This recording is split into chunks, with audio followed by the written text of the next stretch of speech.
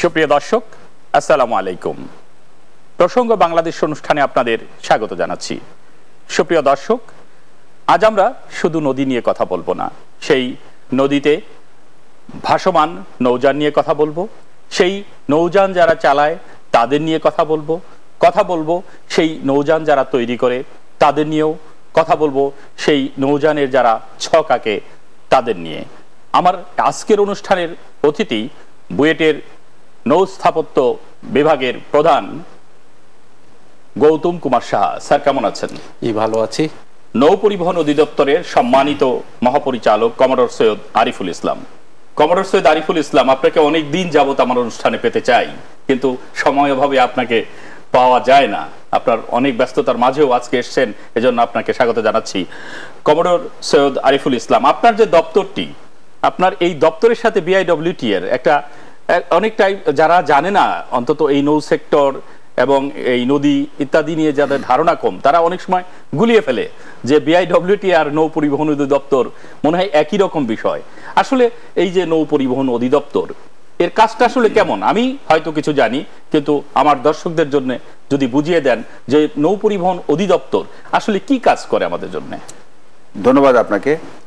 নৌ পরিবহন অধিদপ্তর বাংলাদেশ সরকারের একটি রেগুলেটরি সংস্থা। নৌ পরিবহন অধিদপ্তর বেশ কয়েকটি কাজ করে থাকে। তার মধ্যে একটি হচ্ছে আপনার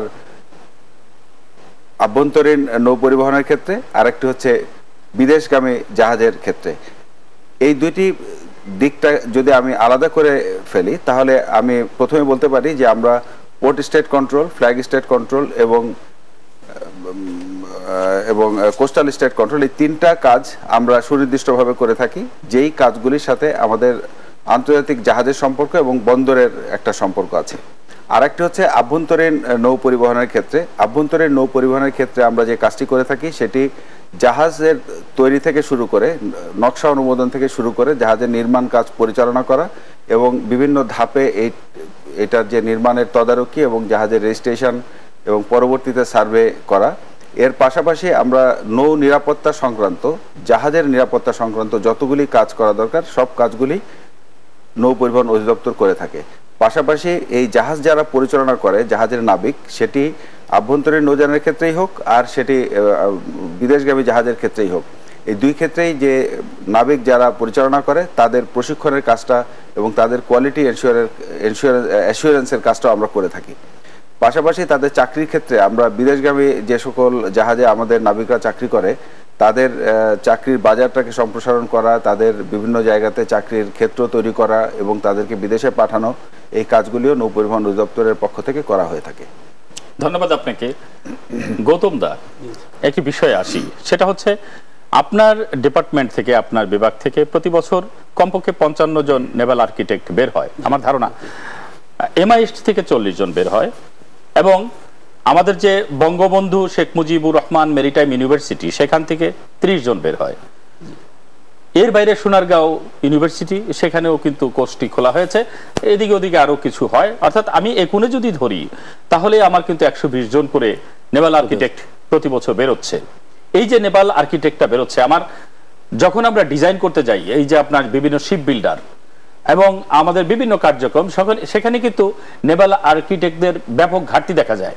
কিন্তু আমাদের যে এই যে কতগুলো দপ্তর আছে, আমাদের নৌ পরিবহন, এই যে আপনার অভ্যন্তরীণ যে নৌ পরিবহন অধিদপ্তর, বিআইডব্লিউটিএ, বিআইডব্লিউটিসি, এই সমস্ত জায়গায় এদেরকে কিন্তু ইনক্লুড করা যায়। কিন্তু দীর্ঘদিন যাবত আমাদের এই নেভাল আর্কিটেক্টরা বেকারত্ব নিয়ে ঘুরছে, অথচ আমরা এই সমস্ত দপ্তরকে আরো সমৃদ্ধ করতে পারতাম এদেরকে নিয়ে। আপনার কি মতামত? আসলে আমরা যদি 10 বছর পূর্বের কথা ধরি, 10 বছর পূর্বে আমাদের বুয়েট থেকে হয়তো 30 জন বের হতো। এখন এই 30 জনের মধ্যে অনেকেই ধরেন বাইরে হায়ার স্টাডির জন্য বাইরে চলে যেত, কিছু সংখ্যক স্টুডেন্ট থাকতো এবং তারা জেনারেলি শিপ ডিজাইনগুলো, যে সমস্ত শিপ ডিজাইন আছে বাংলাদেশে, তারপর শিপইয়ার্ডগুলোতে, এগুলোতেই নিযুক্ত হতো এবং এখানেও হয়তো 2-3 বছর চাকরি করার পরে যখন কোয়ালিফাইড হয়ে যায় তখন হয়তো বাইরে পড়াশোনা করার জন্য। এবং আরেকটা ছিল ফিল্ড বাংলাদেশের যে নেভাল আর্কিটেক্ট যেটা আছে, সিঙ্গাপুরে তাদের একটা চাকরি। ফলে এই সমস্ত জায়গা মানে এই গ্রাজুয়েটে যাওয়ার পরে এখানে একটা বিষয় মানে বড় একটা ভ্যাকান্সি আসলে সৃষ্টি হয়েছে, এবং ভ্যাকান্সি সৃষ্টি হওয়ার ফলে যে এই সমস্ত সেক্টরে যে আমাদের যে আসলে চাহিদাটা আছে সেটা সেই কর্তৃপক্ষ তারা উপলব্ধি করতে পারেনি। এখন আছে যে কর্তৃপক্ষের উপলব্ধি হয়েছে যে নেভাল আর্কিটেক্ট যে সমস্ত ফিল্ড আছে সেখানে নেভাল আর্কিটেক্ট ছাড়া আসলে করা সম্ভব না। এখন এগুলোতে এখন নেওয়ার ইয়াটা চলছে। ধন্যবাদ। কমোডর সৈয়দ আরিফুল ইসলাম, এই যে স্যার কিছু কথা বললেন, তো আমাদের এই যে আপনার নৌ পরিবহন অধিদপ্তর, এখানে তো আমাদের কিছু নেভাল আর্কিটেক্টদের ইনক্লুড করার সুযোগ আছে, সেটা কত দূর? হ্যাঁ, নেভাল আর্কিটেক্ট একটা আসলে এটা তো একটা কারিগরি একটা পেশা, এবং এই পেশায় যারা প্রশিক্ষিত হচ্ছেন তাদের জন্য কর্মক্ষেত্র ব্যাপক। আমি এভাবে বলতে চাই যে নেভাল আর্কিটেক্টদের ফ্রিলি কাজ করার যথেষ্ট সুযোগ রয়ে গেছে।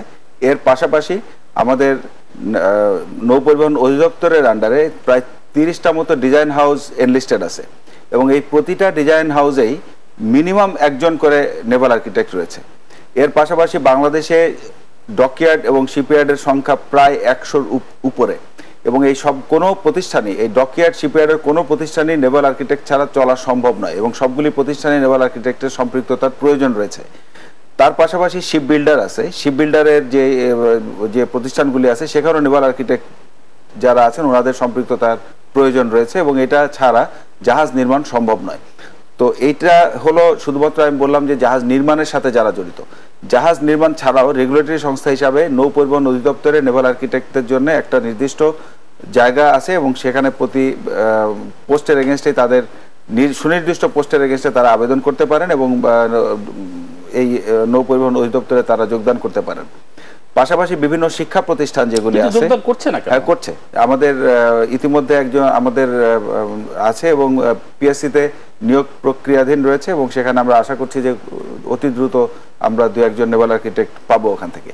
এর পাশাপাশি আমাদের যেমন শিক্ষা প্রতিষ্ঠান রয়েছে, যতগুলি শিক্ষা প্রতিষ্ঠান, নৌ শিক্ষা প্রতিষ্ঠান আছে, আমি বিশ্ববিদ্যালয়ের কথা বলছি না, আমি কেবলমাত্র মেরিটাইম একাডেমি এবং মেরিন ইনস্টিটিউট যেগুলি আছে সেখানেও কিন্তু নেভাল আর্কিটেক্টদের সরকারিভাবে চাকরি করার সুযোগ রয়েছে, প্রাইভেট সেক্টরেও সুযোগ রয়েছে। পাশাপাশি উনি যেমন বললেন যে water development board, BIWTA, BIWTC এবং অন্যান্য ক্ষেত্রেও তাদের চাকরির সুযোগ রয়েছে। আর এছাড়া বিদেশে স্কলারশিপ নিয়ে তো অনেকেই চলে যাচ্ছেন। সুতরাং নেভাল আর্কিটেক্ট যেই পরিমাণ বাংলাদেশে তৈরি হচ্ছে সেই তুলনায় তাদের জব ক্ষেত্র এখনো খুব যে সংকুচিত হয়ে গেছে তা নয়, এটা প্রসারিত এবং এটা অবারিত থাকবে বলেই আমার বিশ্বাস। Thank you. গৌতমদা, আমাদের নদীগুলোকে যদি বাঁচাতে হয় তাহলে আসলে ড্রেজার কিন্তু আমাদের লাগবে। ইতিমধ্যে আমরা দেশে অনেকগুলো ড্রেজার তৈরি করে ফেলেছি। এই যে ড্রেজার একটির পর একটি তৈরি হচ্ছে, কিন্তু আমাদের দেশে কিন্তু ড্রেজার মাস্টার তৈরি হচ্ছে না। যখন ড্রেজার মাস্টার তৈরি হচ্ছে না, খালাসি তৈরি হচ্ছে না, এগুলো তৈরি না হওয়ার কারণে এই যে একটি কমপ্লেক্স একটি আমাদের নৌযান, আমি এটাকেও নৌযান বলবো কারণ এটার অনেকগুলো কম্পোনেন্টই নৌযান, কিন্তু এখানে যখনই আমরা ড্রেজার মাস্টার দিতে পারছি না, তাহলে এই যে আজকাল কম্পিউটারাইজড যে ড্রেজারগুলো, সুশিক্ষিত ড্রেজার মাস্টার আসছে না। উস্তাদের কাছ থেকে ওই যে আপনার আমাদের ড্রাইভাররা যেমন উস্তাদ বায়ে যান ডানে যান করে করে একদিন ড্রাইভার হয়ে ওঠে, তেমনি আমাদের খালাসিরা আস্তে আস্তে দেখতে দেখতে দেখতে দেখতে এক সময় ড্রেজার মাস্টার হয়ে পড়ে। এই যে ড্রেজার মাস্টারগুলো যে লেখাপড়া করতে পারছে না, কোনো ইনস্টিটিউট তেমন করে গড়ে ওঠেনি, এই ব্যাপারে আপনাদের বক্তব্য কি? এইরকম একটি ইনস্টিটিউট গড়ে তোলা দরকার কিনা? কারণ আমাদের দেশে অনেক ভালো ভালো ড্রেজার আসছে, কিন্তু সেগুলো এরা চালাতে গিয়ে নষ্ট করে ফেলে দিচ্ছে, এবং তখন যারা সরবরাহ করছে, যারা তৈরি করছে, দোষটা হচ্ছে তাদের, কিন্তু আসলে দোষটা ড্রেজার মাস্টারদের। এই ব্যাপারে আপনাদের অপিনিয়ন কি? আচ্ছা, ধন্যবাদ। যেটা হচ্ছে যে আসলে ড্রেজার মাস্টার, আপনাদের যে ড্রেজারগুলো ম্যাক্সিমাম সময় হচ্ছে সরকারি প্রজেক্ট থেকে ক্রয় করা হয়, এবং তারা হচ্ছে যে একটা ডিপিপি প্রথমে তৈরি করে তারপর প্রকিউরমেন্ট করে, কিন্তু প্রকিউরমেন্ট করার সাথে যে এদের সাথে যে একটা জাহাজ চালাতে গেলে মিনিমাম হচ্ছে 10 থেকে 15 জন যে স্টাফ লাগে সেটা আসলে ইনক্লুডেড করা হয় না। তো হয়তো দেখা যাচ্ছে যে জাহাজ ড্রেজার তৈরি হয়েছে, চলে আসছে, ডেলিভার করছে, কিন্তু তার যে চালানোর জন্য যে ড্রেজার মাস্টার সেটা তৈরি হয়নি।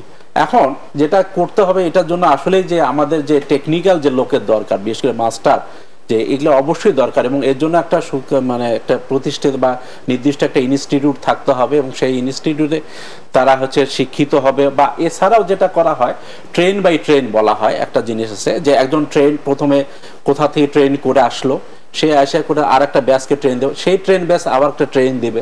তো এইভাবে ট্রেন বাই ট্রেন করলে আলটিমেটলি দেখা যাচ্ছে যে এইভাবে মাস্টার তৈরি করা সম্ভব। কিন্তু এই জন্য আসলে সরকারি পদক্ষেপ নেওয়া দরকার, বিশেষ করে যারা এই ডেজার্ট করতে পরিচালনা করে, বিশেষ করে BIWTA এবং ওয়াটার ডেভেলপমেন্ট বোর্ড বা আদার যেগুলো আছে, তাদেরকে আসলে উদ্যোগ নিতে হবে যে এই ধরনের প্রতিষ্ঠান অবশ্যই তৈরি করতে হবে এবং এই ধরনের দক্ষ কারিগর তৈরি করতে হবে। সৈয়দ আরিফুল ইসলাম, এখানে আমি আরেকটু যদি আপনাকে ধরিয়ে দেই, সেটা হচ্ছে যে এই যে আমাদের ডেজার্টের যে প্রজেক্টগুলো হচ্ছে, এই প্রজেক্টের সাথে অনেক কিছু ইনক্লুডেড থাকছে, কিন্তু আমরা যদি দক্ষ জনশক্তি তৈরি করি, এখানে যদি ট্রেনিংটা ঢুকায় দেই, আমাদের সামনের প্রজেক্টগুলোতে যদি ট্রেনিং ঢুকায় দেয় যে একটা ডেজার্ট দিতে হলে 5 জন 2 জন 7 জনকে একদম খুব ভালো করে প্রশিক্ষিত করতে হবে, তাহলে কিন্তু আমরা ডেজার্ট মাস্টারের সমস্যার সমাধান করতে পারি। আপনাকে অনেক ধন্যবাদ। আমি আসলে এই সামগ্রিকভাবে বিষয়টাকে দেখতে চাই, আমি শুধুমাত্র ডেজার্ট হিসাবে এটাকে দেখতে চাই না এই সমস্যাটাকে। আপনি জানেন যে আমাদের আভ্যন্তরীণ নৌ সেক্টরটা অনেক বেশি সমৃদ্ধ এবং এখানে জাহাজের সংখ্যা অনেক বেশি, পৃথিবীর অনেক দেশের চাইতে আমাদের আভ্যন্তরীণ নৌযানের সংখ্যা অনেক বেশি। পৃথিবীতে মনে হয় 2-1টা দেশের মধ্যে আমাদেরটা প্রথম সারির একটা দেশ যাদের আভ্যন্তরীণ নৌযানের সংখ্যা অনেক বেশি, এবং এখানে আমাদের ড্রেজারের সংখ্যা অনেক বেশি। বর্তমান সরকার যেহেতু নদী খননের কাজ পূর্ণদমে হাতে নিয়েছে, এখানে ড্রেজারের সংখ্যাও বাড়ছে। আপনি খেয়াল করে থাকবেন 110টি ড্রেজার চলে এসেছে। হ্যাঁ, প্রায় বাংলাদেশে বর্তমানে প্রায় 12 থেকে 1400 ড্রেজার কাজ করে, ছোট বড় মিলায় বিভিন্ন আকৃতির। আমি ওই সংখ্যাতে যাচ্ছি না, সবকিছু মিলায় আমি ওই বিস্তারিত পরিসংখ্যানে যাচ্ছি না। আমি শুধুমাত্র এই আভ্যন্তরীণ নৌযানে যে ক্রু আছে তাদের প্রশিক্ষণের বিষয়টাকে আমি একটু তুলে ধরতে চাই। আপনি জানেন যে বাংলাদেশে অনেক আগে থেকে নারায়ণগঞ্জে একটা শিক্ষা প্রতিষ্ঠান আছে যেটাকে আমরা DEPTC বলে থাকি, deck and engine personnel training centre, এবং এই DEPTC থেকে বছর ভিত্তিক 200 থেকে 400 স্টুডেন্ট এখান থেকে পাশ করে থাকে।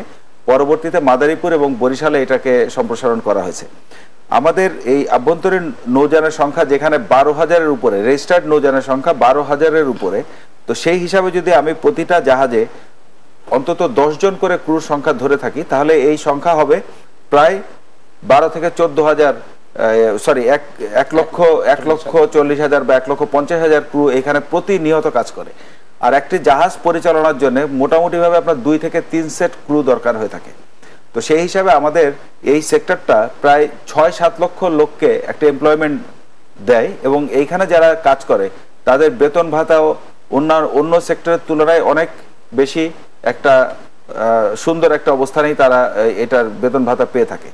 এই সেক্টরটায় যারা ক্রু হিসাবে কাজ করে, আমি DEPTC থেকে প্রশিক্ষণপ্রাপ্ত ক্রুর সংখ্যা কিন্তু খুবই কম।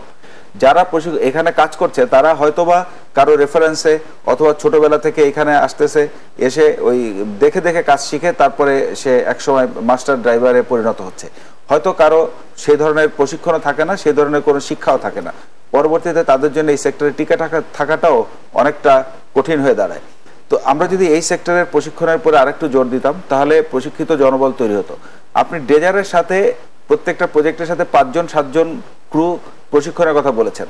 আমি এই 5-7 জন ক্রুকে যদি প্রশিক্ষণ করাতে হয়, তাহলে তারা কিন্তু তাদের একটা ফান্ডামেন্টাল ট্রেনিং তাদেরকে থাকতে হবে।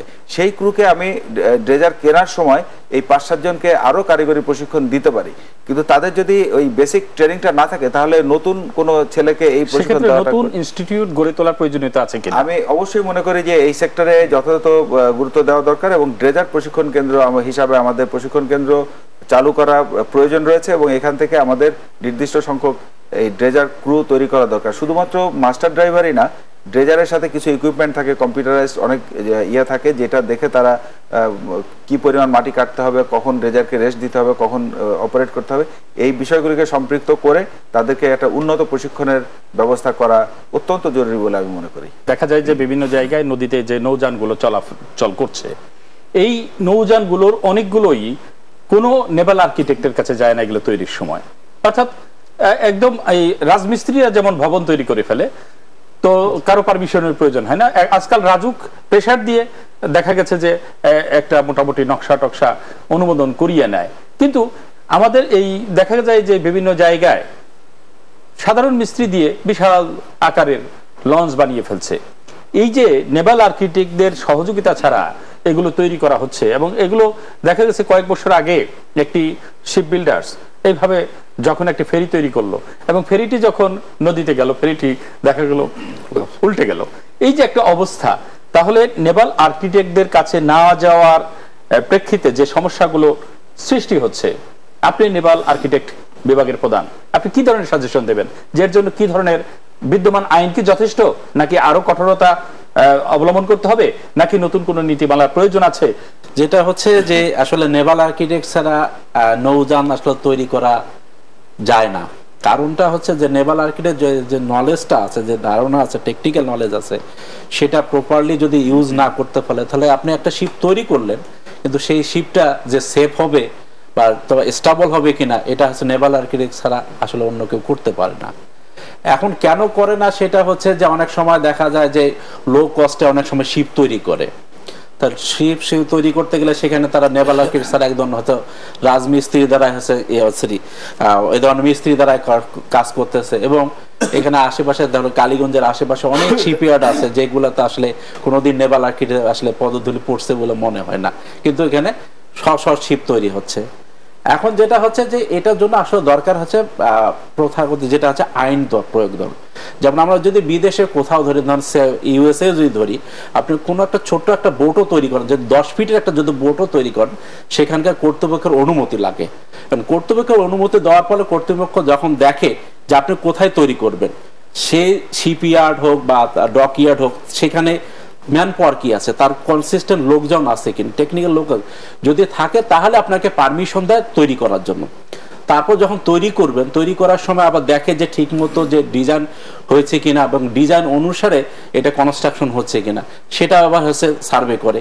এবং সার্ভে করার পর যখন তারা কমপ্লিট হওয়ার পর যখন টেস্ট ট্রায়াল করে, সেখানেও সেই সংশ্লিষ্ট লোকজন আছে কিনা। ফলে এই পুরা সিস্টেমের মধ্যেই একটা জিনিসটা পুরা নলেজের ভিতর বা জ্ঞানের ভিতরে থেকে তৈরি হচ্ছে। কিন্তু আমাদের দেশে যে এই সমস্ত জায়গা যেগুলো হচ্ছে, আসলে এই জায়গাটা হচ্ছে একটা হচ্ছে যে আইনের একটা অভাব আছে, তারপর হচ্ছে যে অনেকে দেখা যাচ্ছে আনরেজিস্টার্ড অবস্থায় চলাচল করতেছে, যেখানে কোনো থাকতেছে না। ফলে হচ্ছে যে এই সমস্ত শিপ আনস্টেবল। আর একটা যেটা হচ্ছে আমাদের ডে বাই ডে যেমন নলেজ ইনক্রিজ, ধরেন আমি যদি 50 বছর আগে যে একটা শিপ তৈরি করি, তখন যে ধরনের ইঞ্জিনগুলো ইউজ করা হতাম, এখন 50 বছর পরের যে ইঞ্জিনগুলো অনেক চেঞ্জ হয়ে গেছে, ফুয়েল কনজাম্পশন অনেক চেঞ্জ হয়ে গেছে। ডিজাইন সেই ক্ষেত্রে আবার অনেক সময় দেখা যায় যে ডিজাইনে যদি আমি একটু চেঞ্জ করি, দেখা যাচ্ছে আমি বছরে এটা যদি 30 বছর যদি লাইফ হয়, তো 30 বছর আমি এই ফুয়েল থেকে অনেক টাকায় সেভ করতে পারবো। ফলে এই যে নলেজগুলো আছে, এই নলেজগুলো আসলে এখানে শেয়ার হচ্ছে না। তাহলে সুতরাং ওই একজন নেভাল আর্কিটেক্টের পক্ষেই এই সমস্ত নলেজ শেয়ার করে যে একটা তৈরি করার দরকার। তাহলে এই জন্য আসলে আইন দরকার আছে, আইনের প্রয়োগও দরকার আছে। এবং আইন কি কোনটা আছে এখন?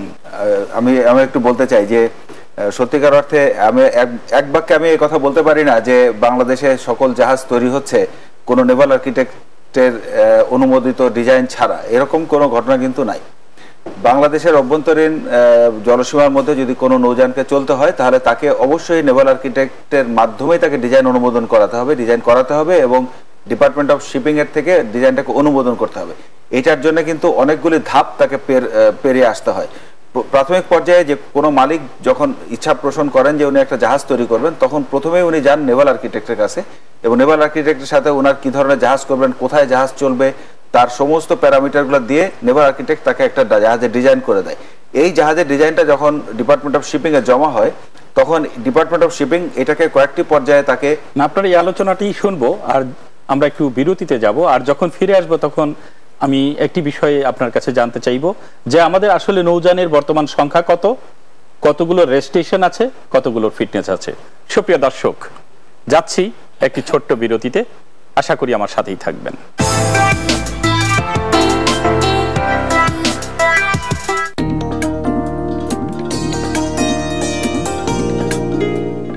সুপ্রিয় দর্শক, বিরতি থেকে ফিরে এলাম। এতক্ষণ আমাদের সাথে থাকার জন্য আপনাদের অশেষ ধন্যবাদ। কথা বলছিলাম নৌ পরিবহন অধিদপ্তরের সম্মানিত মহাপরিচালক কমোডর সৈয়দ আরিফুল ইসলামের সাথে। যে কোনো একটা জাহাজকে যদি তৈরি করতে হয়, তাহলে নেভাল আর্কিটেক্টের ডিজাইন করা ছাড়া সেটাকে জাহাজ নির্মাণের কোনো সুযোগ নাই।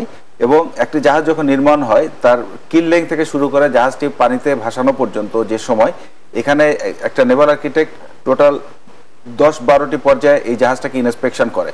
এবং ইন্সপেকশন করে এবং তার এই ইন্সপেকশনের রিপোর্টগুলিকে রেকর্ড করা হয় এবং সকল রেকর্ড সহ এটা ডিপার্টমেন্ট অফ শিপিংয়ে আসে রেজিস্ট্রেশনের জন্য। ফাইনালি যখন জাহাজের স্টেবিলিটি ক্যালকুলেশন এবং জাহাজের অন্যান্য যে ফ্লোটিং যে টেস্টগুলি করা দরকার এগুলো যদি সঠিক থাকে তারপরে জাহাজের রেজিস্ট্রেশন দেওয়া হয়। সুতরাং ওই ধরনের নাই যে নেভাল আর্কিটেক্ট ছাড়া জাহাজকে ডিজাইন করার কোনো সুযোগ আছে। আমি একটু তবে আসলে আমি যেটা বলছি আসলে আনরেজিস্টার্ড যে সমস্ত ভ্যাসেলগুলো আছে সেগুলো রেজিস্টার্ড ভ্যাসেল এখানে আপনাদের একটু আলোচনাটাকে আরো মধুর করে দেই। সে বিষয়টা হচ্ছে যে আমাদের সম্মানিত মহাপরিচালকের কাছে যেগুলো রেজিস্টার্ড সেগুলো তো অবশ্যই এগুলো আছে, কিন্তু এই রেজিস্ট্রেশনের বাইরে বিরাট সংখ্যক নৌযান কি আছে যেগুলো আসলে আমি আপনাকে সেটার ব্যাপারে একটা পরিসংখ্যান দিতে চাই। বাংলাদেশের আভ্যন্তরীণ যে আছে ISO 1976 যে আইনটা আছে সেই আইনে কিছু রিল্যাক্সেশন দেওয়া আছে। রিল্যাক্সেশনটা হচ্ছে যে যদি জাহাজের সাইজ 40 মিটারের নিচে হয় তাহলে সেই সকল জাহাজের জন্য নকশা অনুমোদন করার কোনো বাধ্যবাধকতা নাই এবং এই ব্যাপারে কিছু আছে রিল্যাক্সেশন থাকার কারণে বাংলাদেশের আভ্যন্তরীণ জলসীমানায় আপনি দেখবেন যে সকল জাহাজ চলে স্পেশালি যেগুলি বালিবাহী নৌযান এর বেশিরভাগ ক্ষেত্রেই হয়তো তার নকশার অনুমোদন না থাকতে পারে, কিন্তু হয়তো অনেকগুলি রেজিস্ট্রেশন আছে, কিছু রেজিস্ট্রেশন নাই। আমাদের যে কমপ্লেইনের জায়গাগুলি বিভিন্ন সময় আমরা জানি শুনতে পাই যে এই জাহাজগুলি রেজিস্ট্রেশন নাই, ওটা রেজিস্ট্রেশন নাই। আসলে এই ক্যাটাগরির যে জাহাজগুলি আছে সেগুলিরই বেশিরভাগ হয়তো রেজিস্ট্রেশন নাই, কিন্তু যেগুলি জাহাজ পণ্য পরিবহন করে আমাদের চট্টগ্রাম বন্দর থেকে অথবা আমাদের ওয়াটার ট্রান্সপোর্ট সেলের আন্ডারে অথবা বিভিন্ন বন্দর থেকে যারা রিকগনাইজড কার্গো যারা ক্যারি করে এই সকল জাহাজের অবশ্যই রেজিস্ট্রেশন থাকার কথা এবং এগুলার রেজিস্ট্রেশন আছে। আমাদের যেই জাহাজগুলির কথা আমরা বললাম যে 40 মিটারের নিচে এবং বালুবাহী নৌযান এর সংখ্যা বাংলাদেশে প্রায় 10,000-এর মতো হবে এবং এগুলার অনেকের রেজিস্ট্রেশন আছে, অনেকের রেজিস্ট্রেশন নাই। এর মধ্যে কিছু ভুল বোঝাবুঝি জায়গা ছিল যে কারণে কখনো তাদেরকে রেজিস্ট্রেশন করতে বলা হয়েছে, কখনো বলা হয় নাই। এরকম একটা পর্যায়ে তারা রেজিস্ট্রেশনের সম্পূর্ণ আওতায় আসে নাই। আমরা চেষ্টা করছি যেন সকল নৌযানকে আমরা রেজিস্ট্রেশনের আওতায় আনতে পারি। যদি আমরা এই সকল নৌযানকে রেজিস্ট্রেশনের আওতায় আনতে পারি আমি আশা করি নৌপথের শৃঙ্খলা অনেক বেশি বৃদ্ধি পাবে এবং আমরা এদেরকে একটা সুনির্দিষ্ট আনতে পারবো। আপনাকে একটি জিনিস আপনার কাছ থেকে জানতে চাই, আমাদের রাস্তায় একটি মোটরসাইকেল চলতে গেলে রেজিস্ট্রেশন লাগে, আমাদের একটি রিকশার রেজিস্ট্রেশন আছে। তো একটি রিকশার যেখানে রেজিস্ট্রেশন আছে ছোট্ট একটি যানবাহন, একটি মোটরসাইকেলের যেখানে রেজিস্ট্রেশন আছে ফিটনেসের ব্যাপার আছে, তো সেখানে আমার এই যে বালুবাহী বিশাল আকৃতির একদম ডুবো জাহাজের মতো যে রাতের বেলায় বাতি নাই, কিছু নাই, বয়া নাই, আস্তে করে এসে যখন আমার যাত্রীবাহী লঞ্চের পেটের মধ্যে ঢুকিয়ে দেয় তখন কিন্তু আপনার যাত্রীবাহী সেই যে লঞ্চ সেটার রেজিস্ট্রেশন থাকা সত্ত্বেও সেটাই কিন্তু ডুবে। সুতরাং এই উদ্যোগ আপনারা নেবেন কিনা যে এই যে আমাদের যে সমস্ত রেজিস্ট্রেশনের বাইরে যে জাহাজগুলো রয়েছে আমার মনে হয় তো যে আপনার ওই 40 মিটার দ্যাট ইজ 120 ফুট সেটা তো বটেই, আমার মনে হয় 10 হাত একটি নৌকাও যদি নদীতে চলে ইঞ্জিন চালিত তার একটি রেজিস্ট্রেশন থাকা দরকার। আপনার মতামত কি? ধন্যবাদ। আপনি আসলে মানে বিষয়টাকে ব্যাপক করে ফেলছেন, মানে যে কোনো নৌযানের থেকে আরম্ভ করে বালিবাহী নৌযান অথবা বড় নৌযান যাই হোক সকলের রেজিস্ট্রেশন থাকা দরকার। আমি আপনার সাথে ডিফার করব না, এটা রেজিস্ট্রেশন অবশ্যই থাকা দরকার। তবে নৌযানের ব্যবহারের ক্ষেত্রে কতগুলি সেক্টর সুনির্দিষ্ট করা আছে। একটা হচ্ছে আপনার সাবসিস্টেন্স সেক্টর যেটাকে আমরা বলি, আর একটা হচ্ছে আপনার আর্টিসানাল সেক্টর এবং ইন্ডাস্ট্রিয়াল সেক্টর। আপনি যদি মৎস্য জাহাজের কথা বলেন সেখানেও এই ধরনের বিভাজন আছে, সেখানে এই ধরনের বিভাজন আছে। এখন যেই সাবসিস্টেন্স সেক্টর হচ্ছে সেটাই যেটা তার নিজস্ব রুটি রুজির জন্য ব্যবহার করে বা তার নিজস্ব প্রয়োজনে ব্যবহার করে, কোনো কমার্শিয়াল ভেঞ্চারে যায় না, সেই সকল জাহাজের জন্য আসলে রেজিস্ট্রেশন করার ক্ষেত্রে অনেকটা রিল্যাক্সেশন আছে। শুধু আমাদের দেশেই না, এটা বিভিন্ন দেশেই এই ধরনের একটা রিল্যাক্সেশন দেওয়া আছে। তবে আমি মনে করি যে বাংলাদেশের অভ্যন্তরীণ জলসীমানার মধ্যে যে সকল বালিবাহী নৌকা বা অন্য যে কোনো নৌযান চলুক তাদের সকলেরই রেজিস্ট্রেশনের প্রয়োজন আছে এবং সেই উদ্যোগ আমরা ইতিমধ্যে গ্রহণ করেছি। আপনারা জেনে থাকবেন যে আমরা আরিচা ঘাটে অনেকগুলি যারা স্পিড বোট চলে সেগুলোকে রেজিস্ট্রেশন আওতায় এনেছি এবং অন্যান্য ঘাটে যেখানে আপনার স্পিড বোট চলে এবং অন্যান্য নৌযান চলে তাদের সকলকে আমরা রেজিস্ট্রেশনের আওতায় আনার জন্য যথাযথ উদ্যোগ গ্রহণ করেছি এবং এটা অব্যাহত থাকবে এবং আমরা সকল নৌযানকে রেজিস্ট্রেশন আওতায় আনতে চাই। এবং এই ব্যাপারে আপনি কি তাই মনে করেন? আমাদের যেটা উদ্যোগ যেটা নিয়েছেন সেটা ভালো, তবে প্রপারলি আসলে নেওয়া উচিত। যেটা হচ্ছে উনি যেটা বললেন অনেক যা রিল্যাক্সেশন থাকে না, যেন আমি যদি পার্সোনালি কোনো একটা শিপ তৈরি করি আমাকে কিন্তু রেজিস্টার করতে হবে, আমি হয়তো কমার্শিয়ালি এটা ইউজ করবো না। আমি বললাম যে ইউএস এর মতো যেখানে আপনি 10 ফিটের একটা যদি ছোট একটা নৌকা তৈরি করেন এটা হচ্ছে কর্তৃপক্ষের অনুমোদন লাগবে, তা সুতরাং ওই অনুমোদনটা যদি থাকে, রেজিস্ট্রেশনটা যদি থাকে, যে অপারেট করবে তার নিশ্চয়ই ভয় থাকবে যে আমি যদি অ্যাক্সিডেন্ট করি বা কোনো কিছু করি তাহলে আমাকে কিন্তু ক্ষতিপূরণ দিতে হবে। তখন আলটিমেটলি তখন সে প্রপারলি চলে। এখনো যে বললেন যে ইয়েগুলা যে বালু চালিত যেগুলো আছে এগুলো রেজিস্ট্রেশন না থাকার ফলে যে রাতের বেলা চলতেছে, কোনো সময় চলতেছে, এবং এটা নিয়ে একসময় একজন ফরেনারও বলছে যে সামা উনি হয়তো সম্ভবত কাশপুর ব্রিজ অথবা মেঘনা ব্রিজের ওখানে দেখতেছে এই ধরনের অনেক চলছে, তখন তোমাদের দেশে এত সাবমেরিন কোথায়? এটা দেখে বলছে এত সাবমেরিন কোথায়। উনি একদম আমাদের এই নৌকাকে সাবমেরিন মানে উনি সাবমেরিন কি দেখেন নাই কোথাও? উনি দেখেছেন, কিন্তু মানে তখন যখন চলতেছে বলেছেন পানি সাবমেরিনের যে সেই সমস্ত জানে। এটা আসলে আমি একটু মানে পরিষ্কার করে বলতে চাই, আসলে নৌযান যেগুলি আপনার একেবারে নিজস্ব, আপনি ওয়ার্ল্ড ব্যাংকের যদি কোনো রিপোর্ট দেখেন ইন্টারনেট থেকে, তাহলে দেখবেন যে বাংলাদেশে যে টোটাল নৌযানের সংখ্যা ওনারা বলছেন যে 7,40,000-50,000 এরকম একটা ফিগার ওনারা বলে থাকেন। কিন্তু ওনারা যখন এই নৌযানগুলিকে হিসাব করেন তখন মানুষের বাসার পাশে যে ছোট্ট ডিঙ্গি নৌকা এগুলোকেও হয়তো হিসাব করে থাকতে পারেন। কিন্তু আমরা যখন ডিপার্টমেন্ট অফ শিপিং থেকে নৌযানের কথা বলছি তখন আমরা আমাদের খাতায় রেজিস্টার্ড নৌযানের কথা বলছি, এবং এর বাইরে আমরা আরো যেগুলো আনরেজিস্টার্ড কিন্তু কমার্শিয়ালি চলাচল করে সেগুলির কথা বলছি। কিন্তু মানুষ যেটা একেবারে নিজস্ব প্রয়োজনে এক জায়গা থেকে আরেক জায়গায় যাওয়ার জন্য অথবা ক্লোজড ওয়াটারের মধ্যে, পুকুরের মধ্যে, লেকের মধ্যে যেগুলি চলছে সেগুলোকে হয়তো আমরা এই সুমারির আওতায় আমরা আনছি না। তবে যেই জাহাজগুলি কমার্শিয়ালি ব্যবহার করা হয় সেটা বালিবাহী হোক অথবা যে কোনো কারণেই ব্যবহার করুক, সবগুলোকে রেজিস্ট্রেশনের আওতায় আনা দরকার। এবং আমরা ইতিমধ্যে পেপারে বিজ্ঞাপন দিয়েছি যে সকল নৌযান মালিক যেন এই রেজিস্ট্রেশনের আওতায় আসেন। আমরা বিভিন্ন বহুল প্রচলিত পেপারে বিজ্ঞাপন দিয়ে ওনাদেরকে আহ্বান করছি যেন ওনারা রেজিস্ট্রেশন আওতায় আসেন। রেজিস্ট্রেশন আওতায় যদি না আসেন তাহলে আমরা তাদের বিরুদ্ধে ব্যবস্থা গ্রহণ করব। আর এই সকল নৌযান যেগুলি আপনি সাবমেরিন বললেন বা আপনার বালিবাহী নৌকা বললেন, এই নৌকাগুলিকে এইগুলিকে আমরা চেষ্টা করছি যেন রাতের বেলায় তারা না চলতে পারে। আমরা বিভিন্ন সময় পেপারে বিজ্ঞাপন দিচ্ছি এবং তাদেরকে যেন মানে তাদের প্রচলিত পণ্য ছাড়া, তাদের এই বালি ছাড়া যেন অন্য কিছু পরিবহন না করেন। এবং এই জাহাজগুলি তারা রিজিয়ন অনুযায়ী চলে, যে এলাকার জাহাজ সেই এলাকাতেই চলে, তারা এক জায়গা থেকে আরেক জায়গায় মুভমেন্ট করারও কথা না। এবং এই ব্যাপারে আমরা বিভিন্ন সময় পত্র পত্রিকায় বিজ্ঞাপন দিয়ে তাদের মুভমেন্টটাকেও রেস্ট্রিক্ট করার চেষ্টা করতেছি যেন একটা নিয়ন্ত্রণের মধ্যে তাদেরকে রাখা যায়। কি পরিমাণ নৌযান আছে? আপনারা তো মাঝে মাঝে দেখি যে আমরা যেটা আমার যতটুকু জানা প্রায় মোর দেন 1 লাখ ইনক্লুডিং রেজিস্টার্ড সহকারে আছে, মোর দেন 1 লাখ, 1 লাখের বেশি, 1 লাখের বেশি। সেটা কার্গো আছে। আপনাদের পরিসংখ্যান কি? আমি পরিসংখ্যান শুধু এটাই বলতে চাই যে আমাদের ইনল্যান্ড রেজিস্ট্রেশনের যে জাহাজের সংখ্যা, এটার সংখ্যা প্রায় 12,500 মতন। তবে আপনার এই 12,500-এর বাইরে আমাদের আরো আছে। আমাদের চট্টগ্রামে যে অফিস আছে মার্কেন্টাইল মেরিন অফিস চিটাগং, সেটার মাধ্যমে আমরা সি রেজিস্টার্ড জাহাজগুলিকে আমরা রেজিস্ট্রি করে থাকি এবং তার সংখ্যা প্রায় 10-12,000 মতো হবে। তো সবকিছু মিলায় আপনার 20-25,000 হয়তো একটা সংখ্যা আমাদের হতে পারে।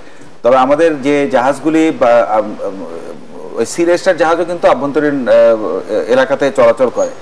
এই জাহাজগুলি সিতে চলার জন্য উপযুক্ত এবং আভ্যন্তরীণ এলাকাতে চলার উপযুক্ত। সুতরাং সেটা মিলায় আমাদের যে 2-2.5 লাখ যে তথ্য আমরা শুনি, এগুলো আমার মনে হয় অনেকটাই একটু বাড়তি সংখ্যা।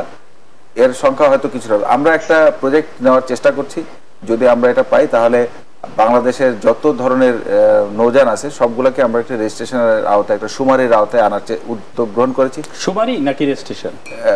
দুটাই একই সাথে, সুমারি এবং রেজিস্ট্রেশন দুটাই আমরা করেছি। হ্যাঁ, আমাদের যে এই যে লঞ্চ গুলো চলে কিংবা এই অভ্যন্তরীণ বিভিন্ন নৌযান চলাফেরা করে, এর যে সারিং, এই সারিং এর কি কোনো অপ্রতুলতা রয়েছে বা প্রশিক্ষণের অভাব? আমাদের যাত্রীবাহী নৌযান আপনি জেনে থাকবেন যে যাত্রীবাহী নৌযান আমাদের বিভিন্ন সাইজের আছে, বিভিন্ন সাইজের এবং বিভিন্ন রুটে চলাচল করে।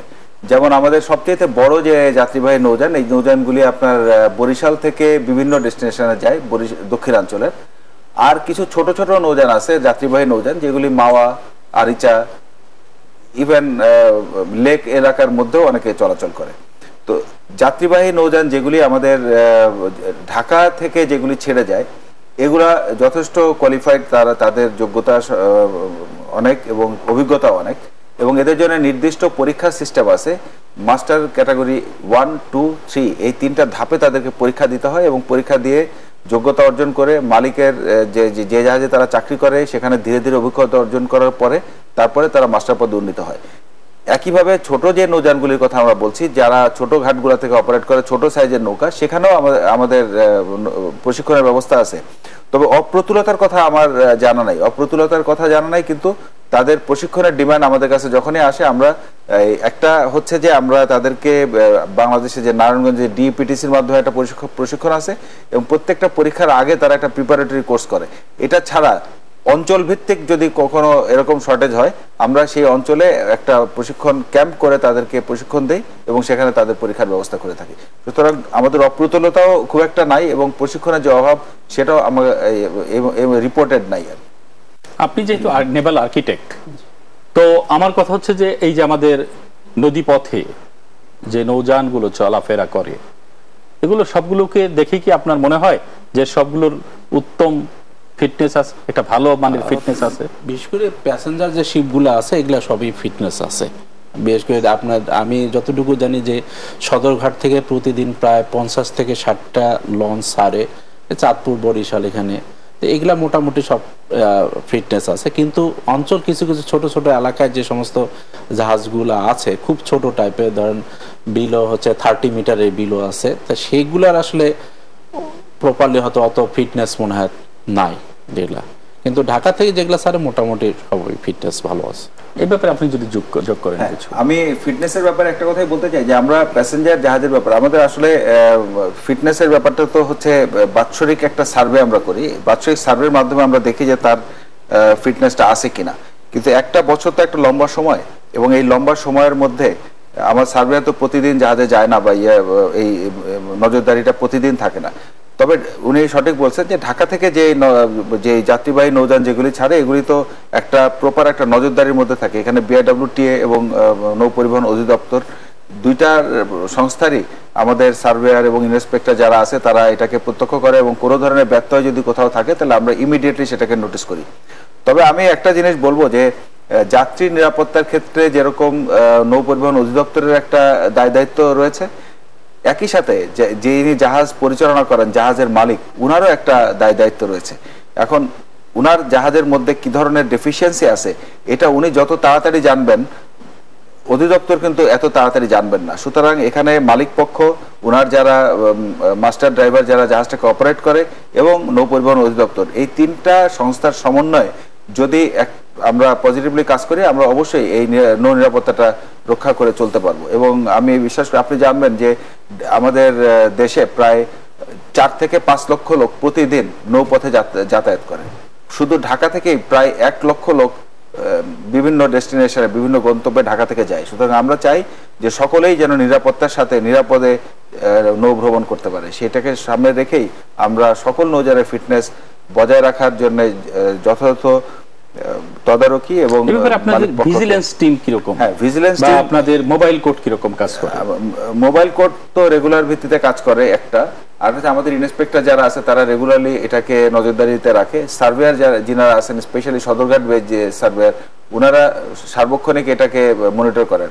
মাঝে মাঝে আমি ব্যক্তিগতভাবে বিভিন্ন লঞ্চে সারপ্রাইজ চেক করেও আমি দেখেছি যে তাদের স্পেশালি নিরাপত্তা সরঞ্জামাদির আছে কিনা, কোনো অপ্রতুলতা আছে কিনা, বা সেগুলো সঠিক মাত্রায় আছে কিনা, আমি এই জিনিসগুলিকেও চেক করি। এবং সেই দিক থেকে আমি মনে করছি যে ঢাকা বেশ যে জাহাজগুলি আছে সেগুলির নিরাপত্তার অবস্থা অনেক বেশি ভালো, এবং এটার তদারকিটাও অনেক বেশি। আপনি জানবেন যে গত প্রায় 4 বছর আমাদের নৌপথে কোনো বড় ধরনের কোনো দুর্ঘটনা ঘটে নাই, এবং আল্লাহর অশেষ রহমত যে কোনো বড় ধরনের নৌকা ডুবে, লঞ্চ ডুবে, যাত্রীবাহী জাহাজের ডোবার ঘটনা ঘটে নাই। আল্লাহ বাঁচিয়েছেন, এটা অবশ্যই আমরা আল্লাহর কাছে শুকরিয়া আদায় করি এই জন্য।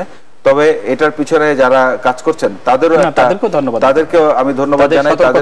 সতর্কতা, মালিক পক্ষ যারা জাহাজটাকে পরিচালনা করছেন তাদের, আমাদের ডিপার্টমেন্ট অফ শিপিং এর থেকে যারা কাজ করছেন, তাদের সকলের সম্মিলিত প্রচেষ্টাতেই এটা হয়েছে। এবং এটার পিছনে যারা নেভাল আর্কিটেক্ট আছেন তাদেরও সচেতনতার জন্য আমি প্রশংসা করব। ওনারা যে সকল জাহাজের ডিজাইন করছেন, আগে একটা সময় সানকেন ডেক ডিজাইন হতো, বর্তমানে সেই সানকেন ডেক কোনো জাহাজ তৈরি হচ্ছে না। এবং যে ডিজাইনগুলি ওনারা স্পেশালি যাত্রীবাহী নৌযানের জন্য করছেন, সেই নৌযানগুলিকে তারা অনেক বেশি সতর্কতার সাথে ডিজাইন করছেন বলেই আমরা এই সুফলটা পাচ্ছি। আমরা আশা করব যে প্রত্যেকটা সংস্থায় যেন তাদের দায়িত্বটা সঠিকভাবে পালন করেন, এবং আমরা নৌপথে নিরাপত্তা যেন মেনটেন করতে পারি। এই স্যালো ড্রাফটের কনসেপ্টটি আপনার কাছে কেমন মনে হয়? আসলে শ্যালো ড্রাফট বলতে আমরা যেটা বুঝি যে একটা আছে গভীর, ওয়াইড না ওয়াইড না, আসলে এটা হচ্ছে ডেপথ বলা হয়, যেটা হচ্ছে ড্রাফট আমরা টেকনিক্যাল ভাষায় বলি। ড্রাফটের তুলনায় যদি রিভার বটমের অর্থাৎ শিপের যে বটম থেকে যে রিভারের যে ডেপথ যদি তার ড্রাফটের 2 অথবা তার থেকে যদি কম হয়ে থাকে, তখন তাকে আমরা জেনারেলি বলি শ্যালো ওয়াটার বলে, এবং এর থেকে যদি বেশি হয়ে যায় তা ডিপ ওয়াটার। তা শ্যালো ওয়াটারের ক্ষেত্রে অসুবিধাটা হচ্ছে যে জেনারেলি হচ্ছে যখন খুব স্পেসটা রেস্ট্রিকশন হয়ে যায় বা টেকনিক্যালি একটা জিনিস যখন হাই স্পিডে পার্টিকুলারলি যখন মুভ করতে থাকে, তাহলে এই জায়গায় জেনারেলি খুব স্পিডটা বেড়ে যায়। বেড়ে যাওয়ার ফলে কি প্রেশারটা হচ্ছে রিডিউস হয়ে যায় অ্যাজ পার হচ্ছে আমাদের যে বার্নৌলিজ ইকুয়েশন বা এনার্জি ইকুয়েশনে। তো প্রেশারটা যখন ড্রপ করে যায় তখন আসলে ওই শিপটা আসলে ডাউন হয়ে যায়। ডাউন হয়ে গেলে তখন হচ্ছে গ্রাউন্ডিং হয়ে যায়। তো শ্যালো ওয়াটার হচ্ছে সবচেয়ে বড় হচ্ছে এটা হচ্ছে যে কোনো কারণে একটা সার্টেন লিমিটের পর যদি স্পিড যদি এক্সিড করে যায়, তাহলে সেটা গ্রাউন্ডিং হওয়ার সম্ভাবনা থাকে। এই ক্ষেত্রে তখন হচ্ছে খুবই মানে ইয়ার সাথে দক্ষতার সাথে আসলে শিপটা অপারেট করতে হয়, যে বেশ যে জায়গায় ড্রাফটটা খুবই লিমিটেড হয়ে যায় পার্টিকুলারলি। আমি একটু ওনার সাথে অ্যাড করতে চাই, কারণ শ্যালো ড্রাফটের ক্ষেত্রে একটা সমস্যা হচ্ছে যে এই ড্রাফটের সাথে জাহাজের যে আপনার সুপার স্ট্রাকচার, এই দুইটার কিন্তু একটা সম্পর্ক আছে। মানে আপনি পানির নিচে কতখানি গেলেন আর পানির উপরে কতখানি গেলেন, এই দুইটার সাথে কিন্তু একটা খুব সুন্দর একটা সম্পর্ক আছে, এবং এই সম্পর্কটা একজন নেভাল আর্কিটেক্টই নির্ধারণ করেন যে তার নিচের দিকে কতটুকু হবে আর উপরের দিকে কতটুকু হবে। মানে একটা জাহাজ যখন আমাদের দেশের নদী তো খরস্রোতা নদী, এই নদীর মধ্যে দিয়ে যখন জাহাজ চলে তখন এর রোলিং হয়, এবং এই রোলিং হওয়ার সময় আর স্পেশালি যখন আপনার ইনক্লিমেন্ট ওয়েদার হয় তখন এই জাহাজটাকে একটু ইনক্লাইন হওয়ার সম্ভাবনা থাকে। এখন এই ইনক্লাইন একদিকে যদি কাত হয়ে যায়, তাহলে এর আন্ডার ওয়াটার পোর্শন যদি খুব বেশি না হয়, তাহলে ল্যাটারাল প্রেশারটা এই জাহাজের সুপারস্ট্রাকচারের উপরে কতখানি ল্যাটারাল প্রেশার পড়ছে, সেই প্রেশারটা জাহাজের নিচের যে অংশটা আছে সেটা ব্যালেন্স করার মতন ক্যাপাসিটি আছে কিনা সেটার উপরে নির্ভর করছে জাহাজটা কতটুকু স্টেবল হবে। আর যদি সেটা করতে না পারে তাহলে জাহাজটা ওখানে ডুবে যাওয়ার সম্ভাবনা থাকে। তো এই কাজটি নেভাল আর্কিটেক্টকে দেখতে হয় যে সে কতটুকু শ্যালো ড্রাফটের জাহাজ ওই পার্টিকুলার নদীতে অ্যালাউ করতে পারে। তো সেই ক্যালকুলেশনটা যদি উনি সঠিক না করেন তাহলে জাহাজের দুর্ঘটনা হয়। তাহলে আপনি কি মনে করেন যে শ্যালো ড্রাফটের নৌযান তৈরির ক্ষেত্রে আরো কঠোর মনিটরিং দরকার? এই শ্যালো ড্রাফটের যে জাহাজগুলি তৈরি হচ্ছে অবশ্যই, মানে আমি মনিটরিং কঠোরের কথা বলছি না, আমি বলছি যে নেভাল আর্কিটেক্টের যে ক্যালকুলেশন সেটাকে যদি উনি সঠিকভাবে করেন, আরো সূক্ষ্মভাবে করেন, ডিজাইনটা যদি উনি সঠিকভাবে করেন, যে আমার এত ড্রাফটে আমার হাইট কতটুকু হতে হবে, এটা যদি প্রপারলি যদি মেইনটেইন করে তাহলে এটার আপনার ওই ধরনের সতর্কতা, হ্যাঁ অনেক অধিকতর সচেতন এবং সতর্কতার সাথেই তাকে জাহাজের ডিজাইনটা করতে হবে। আমরা একটু ভিন্ন বিষয়ে যাই, কারণ নৌকা নিয়ে কথা বললাম, নদী নিয়ে কথা বললাম, অথচ এই আপনার নৌযান যারা চালায় সেই মেরিনার, আপনি মেরিনারদের জন্য অনেক কাজ করেছেন, মেরিনারদের বেকারত্ব মোচনে আপনি কাজ করেছেন, অনেক কাজই হয়ে গেছে, কিন্তু মেরিনারদের ভিসা জটিলতাটা এখনো কোথাও কোথাও রয়ে গেছে, এবং সর্বোপরি যে মেরিনারদের বেকারত্বও কিন্তু এখনো কিছু আছে, এবং কিছু আরেকটি সমস্যা সম্প্রতি আমার কাছে চোখে পড়েছে, আপনিও বিষয়টা জানবেন কারণ আপনি বিষয়গুলো খুব জেনে থাকবেন। সেটা হচ্ছে যে আমাদের দেশের কিছু কিছু প্রতিষ্ঠান থেকে যে সমস্ত মেরিনাররা ক্যাডেটরা বেরিয়ে আসছে, তাদেরকে দেশীয় জাহাজে ইনক্লুড করা হচ্ছে না, আগে তাদেরকে বাইরের বিভিন্ন জাহাজে উঠতে হচ্ছে, তারপরে একটি পর্যায়ে দেশীয় জাহাজে উঠতে পারছে। এই বিষয়টা যদি আপনি একটু খোলা করে বলেন, বা আপনার এই ব্যাপারে উদ্যোগ কি, খুব অল্প সময়ে বলতে হবে। ধন্যবাদ। আমি খুব সংক্ষেপে বলতে চাই যে আমি যখন নৌ পরিবহন অধিদপ্তরের মহাপরিচালক হিসাবে যোগদান করি তখন প্রায় 2500 মতো মেরিনার বেকার ছিল, এবং তারা নানাভাবে অনেক ধরনের ক্ষোভ প্রকাশ করেছে। আমি গত প্রায় 1.5 বছর সময়ের মধ্যে এই 2500 লোকের সকলকেই চাকরিতে নিয়োগ করার যে ব্যবস্থা সেটা আমরা করতে সক্ষম হয়েছি। তবে এই চাকরিটা যে আমরা বাংলাদেশের জাহাজে দিতে পেরেছি তা না, এগুলি বেশিরভাগই বিদেশি জাহাজগুলোতে। এখন বিদেশি জাহাজে চাকরির ক্ষেত্রে বাংলাদেশি মেরিনারদের কিছু জটিলতা আছে, তার মধ্যে একটা যেমন আপনি বলেন ভিসা জটিলতা। ভিসা জটিলতাটা এরকম যে বাংলাদেশের মেরিনাররা কয়েকটা বন্দর থেকে তারা জাহাজে উঠে, এর মধ্যে ইন্ডিয়া, ইউএই, কুয়েত, সৌদি আরব, সিঙ্গাপুর, এই 4-5টা জায়গা থেকে আমাদের মোস্টলি মেরিনাররা সিতে ওঠার সুযোগ পায়। কিন্তু সবগুলো দেশের সাথেই কোনো না কোনোভাবে আমাদের ভিসার কিছু কিছু লিমিটেশন ছিল, যেমন ভারতে আমাদের একটা ইয়ে ছিল যে আমাদের মেরিনাররা ওখানে গেলে তাদেরকে স্কট করে বিমানবন্দরে নিয়ে আসতো, বিমানবন্দর থেকে নিয়ে যেত। আমরা এটা আমাদের পররাষ্ট্র মন্ত্রণালয়ের মাধ্যমে যখন আমরাও কি তাই করি ভারতকে? না, এটা আমরা করি না। আমরা যদি করি তা ভারত এটা কেন করে আমাদের সাথে? এটা অনেক কারণেই একটা দেশ করতে পারে, তার দেশের নিজস্ব রুলের মাধ্যমে করতে পারে। তবে এই বিষয়টা যখন আমাদের নজরে আসে তখন আমরা পররাষ্ট্র মন্ত্রণালয়ের মাধ্যমে এই বিষয়টাকে উত্থাপন করি এবং পররাষ্ট্র মন্ত্রণালয়ের হস্তক্ষেপের কারণেই এই বিষয়টাকে ইজ হয়েছে। এখন এই ধরনের কোনো স্কটিং এর সিস্টেম নাই। একইভাবে আমরা আমাদের আসলে ভিসার সমস্যাটা কিন্তু আমরা সলভ করতে পারি না, এটা আমাদের পররাষ্ট্র মন্ত্রণালয়কে দেখতে হয়।